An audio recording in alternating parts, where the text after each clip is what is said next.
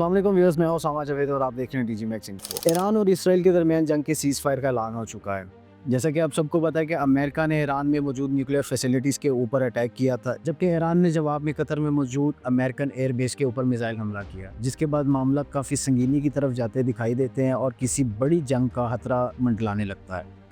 Viewers, लेकिन ये अचानक से सीज़ फायर कैसे होता है और क्यों होता है? जैसा कि आप सबको पता है कि ईरान ने ऐलान किया था कि वो स्ट्रेट ऑफ हॉर्मुज़ को बंद कर देगा, जिसके बाद पूरी दुनिया में खलबली मच जाती है और सारे मेजर प्लेयर्स जो हैं, जो बाकी सारी बड़ी इकोनॉमीज़ हैं, वो इस जंग में इन्वॉल्व होती हुई नज़र आती हैं। ये स्ट्रेट ऑफ हॉर्मुज़, जिसको आम ज़बान में आबनाए हॉर्मुज़ कहा जाता है, ये है क्या? ये एक बहुत ही नैरो सी रूट है जो कि पूरे गल्फ़ को बाकी दुनिया के साथ जोड़ता है। जैसा कि आप सबको पता है कि गल्फ़ स्टेट्स जो हैं वो इस दुनिया की मेजर ऑयल सप्लाई और नेचुरल गैस सप्लाई की ज़रूरियात को पूरा करती हैं। अब जैसा कि आप इस मैप में देख सकते हैं कि स्ट्रेट ऑफ हॉर्मुज़ जो है उसके वेस्ट में पर्शियन गल्फ़ और गल्फ़ ऑफ ओमान मौजूद है और इसके साउथ वेस्ट में अरेबियन सी मौजूद है। ये एक 35 से 95 किलोमीटर वाइड एक समुद्री रास्ता है और जबकि इसके दरमियान में भी 8 के करीब आइलैंड्स पाए जाते हैं। अब इन 8 में से 7 आइलैंड्स जो हैं वो ईरान के कब्जे में हैं। इस पूरे गल्फ की जो ऑयल और नेचुरल गैस की सप्लाई है उसको इसी रूट से गुजर के जाना पड़ता है। अब इस रूट के एक तरफ तो ईरान है, जबकि दूसरी तरफ यूएई और ओमान मौजूद है, जबकि बीच में मौजूद आइलैंड्स में भी ईरान का ही कब्जा है। अब अगर ईरान इस स्ट्रेट ऑफ हॉर्मुज़ को बंद कर देता है तो क्या होता है? एक तरफ तो ये जो स्ट्रेट ऑफ हॉर्मुज़ है वो पूरे मिडल ईस्ट को यूरोप के साथ जोड़ता है सुएज़ कैनाल के थ्रू,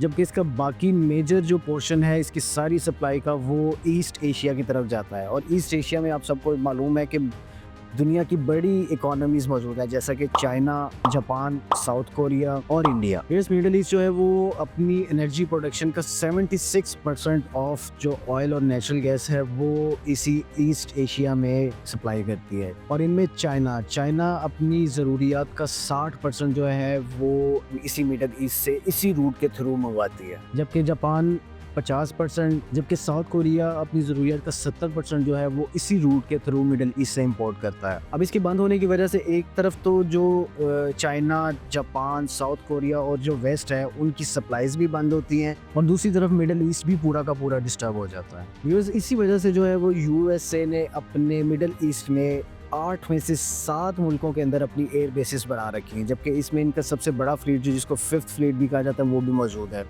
2 एयरक्राफ्ट कैरियर जो हैं वो भी इसी रूट पर मौजूद है। अब ईरान जानता है कि वो शायद एयर कॉम्बैट में अमेरिका का मुकाबला ना कर सके, इसीलिए उसने इसी रूट पर अपने बॉर्डर्स के ऊपर एयर डिफेंस सिस्टम भी लगा रखा है और उसने माइंस भी बिछा रखी हैं। इसलिए वो बहुत ही कैपेबल है इस रूट को बंद करने के लिए। यही वजह है कि चाइना, जापान, कोरिया, जबकि वेस्ट भी पूरा का पूरा जो है वो इसमें इन्वॉल्व होता हुआ दिखाई दे रहा था और ये किसी बड़ी जंग का सबब बनता हुआ नजर आ रहा था।